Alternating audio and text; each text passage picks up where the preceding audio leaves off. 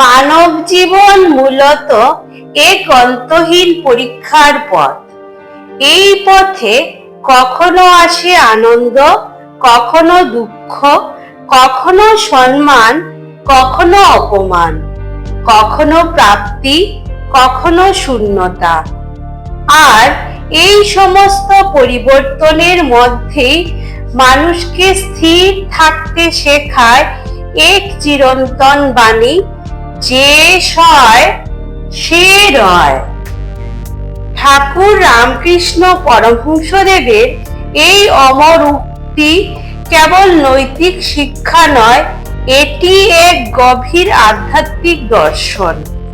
এখানে সয় মানে শুধু কষ্ট সহ্য করা নয়, এর মানে নিজের অহংকারকে নিয়ন্ত্রণ করা, অস্থিরতাকে জয় করা, সময়ের প্রতিকূলতাকে শান্ত মনে গ্রহণ করা।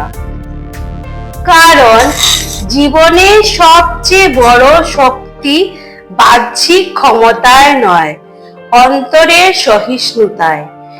যে মানুষ সাময়িক দুঃখে ভেঙে পড়ে না, অপমানের প্রতিশোধের আগুনে জ্বলে ওঠে না, বরং ধৈর্যের সঙ্গে সময়ের অপেক্ষা করতে জানে, শেষ পর্যন্ত জীবন তাকেই টিকিয়ে রাখে।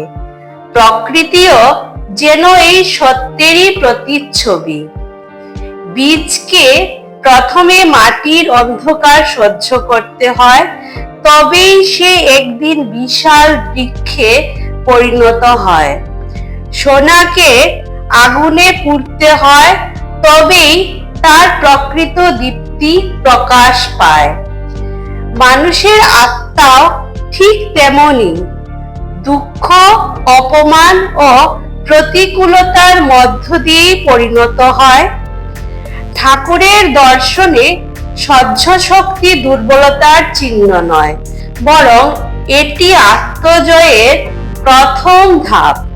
কারণ যে নিজের রাগকে জয় করতে পারে, যে কষ্টের মধ্যেও ঈশ্বরের উপর বিশ্বাস হারায় না, যে অন্ধকারের মধ্যেও আশার প্রদীপ জ্বালিয়ে রাখে, প্রকৃত অর্থে সেই মানুষই রয়। আজকে দ্রুত গতির পৃথিবীতে মানুষ সবকিছু তৎক্ষণাৎ পেতে চায়, কিন্তু আধ্যাত্মিক সত্য কখনো তাড়াহুড়োয় প্রকাশ পায় না। সময়, ধৈর্য ও সহিষ্ণুতার মধ্য দিয়েই আত্মার পরিপক্কতা আসে। তাই যে সয় সে রয় শুধু একটি বাক্য নয়, এ যেন জীবনের ঝড়ের মধ্যে দাঁড়িয়ে থাকা এক দীপশিখা, যা মানুষকে শেখায় দুঃখ চিরস্থায়ী নয়, কিন্তু ধৈর্যের ফল চিরন্তন। ধন সম্পদ, ক্ষমতা, প্রতিপত্তি, বাহ্যিক সাফল্য এ সবকেই মানুষ শক্তি মনে করে, কিন্তু আধ্যাত্মিক দর্শন বলে প্রকৃত শক্তি বাহিরে নয়, অন্তরে। যে মানুষ নিজের ক্রোধকে নিয়ন্ত্রণ করতে পারে, যে অপমানের উত্তরে প্রতিশোধ নয় নীরবতা বেছে নিতে পারে, যে কঠিন সময়েও ঈশ্বরের উপর বিশ্বাস হারায় না, প্রকৃত শক্তিমান সেই। ঠাকুর বুঝিয়েছিলেন, জীবনে সবকিছু অর্জন করা যায় না লড়াই দিয়ে, অনেক কিছু অর্জিত হয় সহিষ্ণুতার মাধ্যমে। একটি বৃক্ষের দিকে তাকাও, ঝড় আসে, বৃষ্টি আসে, প্রচন্ড বাতাস আসে, তবুও বৃক্ষ নীরবে দাঁড়িয়ে থাকে। সে প্রতিবাদ করে না, চিৎকার করে না, সে শুধু সহ্য করে। আর সেই কারণেই সে টিকে থাকে। মানুষের জীবনও ঠিক তেমনি। যে সামান্য কষ্টেই ভেঙে পড়ে, সে জীবনের গভীর সত্য উপলব্ধি করতে পারে না। কিন্তু যে দুঃখকে শিক্ষক হিসেবে গ্রহণ করে জীবন তাকে ধীরে ধীরে পরিণত করে তোলে। ঈশ্বর যদি থাকেন তবে দুঃখ কেন? এই প্রশ্ন নতুন নয়। যুগে যুগে মানুষ এই প্রশ্ন করেছে, কিন্তু আধ্যাত্মিক সত্য হলো দুঃখ মানুষের শত্রু নয়। অনেক সময় দুঃখই মানুষের জাগরণের কারণ। যখন মানুষ সবকিছু পেয়ে যায় তখন সে ঈশ্বরকে ভুলে যায়, অহংকার জন্মায়, নিজেকে বড় মনে হয়। কিন্তু দুঃখ মানুষকে নম্র করে, অপমান মানুষকে অন্তর্মুখী করে, ব্যর্থতা মানুষকে নিজের সীমাবদ্ধতা বোঝায়। সোনা যেমন আগুনে পুড়ে বিশুদ্ধ হয়, তেমনি মানুষের আত্মা দুঃখের মধ্য দিয়ে পরিশুদ্ধ হয়। ঠাকুর বলতেন, ঈশ্বর কখনো মানুষের অমঙ্গল চান না, কিন্তু মানুষকে সত্যের পথে আনতে কখনো কখনো জীবনে কঠিন অভিজ্ঞতা আসে। তাই প্রতিটি কষ্টের মধ্যেও একটি গভীর শিক্ষা লুকিয়ে থাকে। মানুষ অপমানকে সবচেয়ে বেশি ভয় পায়, কারণ অপমান সরাসরি মানুষের অহংকারে আঘাত করে। কিন্তু আধ্যাত্মিক দর্শনে অপমান সবসময় অভিশাপ নয়। অনেক সময় অপমান মানুষকে অহংকার মুক্ত করে। যখন কেউ আমাদের প্রশংসা করে তখন অহংকার বাড়ে, কিন্তু যখন কেউ অবহেলা করে তখন মানুষ নিজের ভিতরকে দেখতে শেখে। শ্রীমা সারদা দেবী অসীম সহিষ্ণুতার উদাহরণ ছিলেন। তিনি কখনো কারো বিরুদ্ধে অভিযোগ করেননি, নীরবে সবকিছু সহ্য করেছেন। কারণ তিনি জানতেন অন্তরের শান্তি বাহ্যিক সম্মানের চেয়ে অনেক বড়।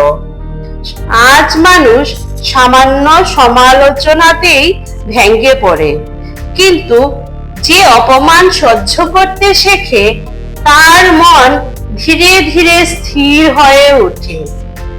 আজকের যুগে মানুষ সবকিছু খুব দ্রুত চায়, তাৎক্ষণিক সাফল্য, তাৎক্ষণিক সুখ, তাৎক্ষণিক ফল। কিন্তু প্রকৃতি কখনো তাড়াহুড়ো করে না। একটি বীজকে প্রথমে মাটির নিচে অন্ধকারে থাকতে হয়, দীর্ঘ সময় অপেক্ষা করতে হয়, তারপর ধীরে ধীরে অঙ্কুর বের হয়। মানুষের জীবনও তাই। আজ যে কষ্ট পাচ্ছে, আগামীকাল হয়তো সেই মানুষই নতুন আলোর মুখ দেখবে। কিন্তু অধিকাংশ মানুষ অপেক্ষা করতে পারে না, তারা মাঝ পথেই হেরে যায়। যে সয় সে রয়, এই বাণী মানুষকে সময়ের উপর বিশ্বাস রাখতে শেখায়। সবকিছু তৎক্ষণাৎ বোঝা যায় না, অনেক সত্য সময়ের সঙ্গে প্রকাশিত হয়। আজ পরিবার ভেঙে যাচ্ছে কেন? সম্পর্ক নষ্ট হচ্ছে কেন? কারণ মানুষ সহ্য করতে ভুলে গেছে। স্বামী স্ত্রীর মধ্যে সামান্য মতভেদ হলেই বিচ্ছেদ, বন্ধুত্বে সামান্য ভুল বোঝাবুঝি হলেই সম্পর্ক শেষ। মানুষ এখন নিজের মতামতকে সবচেয়ে বড় মনে করে। কেউ কারো কথা শুনতে চায় না, কিন্তু যেখানে সহিষ্ণুতা নেই সেখানে ভালোবাসাও টেকে না। একজন মা কত কষ্ট সহ্য করেন সন্তানের জন্য, একজন বাবা কত অপমান নীরবে সহ্য করেন পরিবারের জন্য। তাই পরিবার টিকে থাকে। যে শুধু নিজের সুখ খোঁজে সে কখনো প্রকৃত শান্তি পায় না। কারণ শান্তি আসে ত্যাগ থেকে, সহিষ্ণুতা থেকে, ক্ষমা থেকে। সব সময় উত্তর দিতে হয় না, সব সময় প্রতিবাদ করাও প্রয়োজন হয় না। কিছু কিছু পরিস্থিতিতে নীরবতাই সবচেয়ে বড় শক্তি। ঠাকুর কখনো কারো বিরুদ্ধে তর্কে জড়াতেন না। তিনি জানতেন সত্যকে প্রমাণ করতে চিৎকারের প্রয়োজন হয় না। সূর্য কখনো নিজেকে বড় বলে ঘোষণা করে না, তবুও তার আলো সবাই অনুভব করে। যে সত্যিকারের জ্ঞানী সে অহংকার করে না, সে নীরবে নিজের পথ অনুসরণ করে। আজকের পৃথিবীতে মানুষ শব্দে ভরা, কিন্তু অন্তরে শান্তি নেই। নীরবতা মানুষকে নিজের আত্মার কাছে নিয়ে যায়। আজ মানুষ বাইরে থেকে যত আধুনিক হয়েছে, ভিতরে তত অস্থির হয়েছে। সবাই অন্যের সুখ দেখে নিজের জীবনকে ব্যর্থ মনে করছে। অল্প ব্যর্থতাতেই মানুষ হতাশ হয়ে পড়েছে। কিন্তু জীবনের প্রকৃত মূল্য বাহ্যিক সাফল্যে নয়, জীবনের প্রকৃত মূল্য অন্তরের শান্তিতে। যার ভিতরে শান্তি নেই, সে পৃথিবীর সবকিছু পেয়েও সুখী হতে পারে না। তাই আজ এই বাণী আগের চেয়ে আরো বেশি প্রয়োজন। যে সয় সে রয়। মানুষের জীবন নদীর মতো, কখনো শান্ত, কখনো উত্তাল। কিন্তু নদী থেমে থাকে না, সে চলতে থাকে। জীবনও তাই। দুঃখ আসবে, অপমান আসবে, ব্যর্থতা আসবে, তবুও থেমে গেলে চলবে না। কারণ প্রতিটি অন্ধকারের পরেই আলো আসে, প্রতিটি রাতের পরেই ভোর হয়। ঠাকুরের এই অমর বাণী আজও মানব জীবনের পথ প্রদর্শক। যে সয় সে রয়। যে সহিষ্ণু থাকে, যে ঈশ্বরের উপর বিশ্বাস রাখে, শেষ পর্যন্ত জীবন তাকেই জয়ী করে।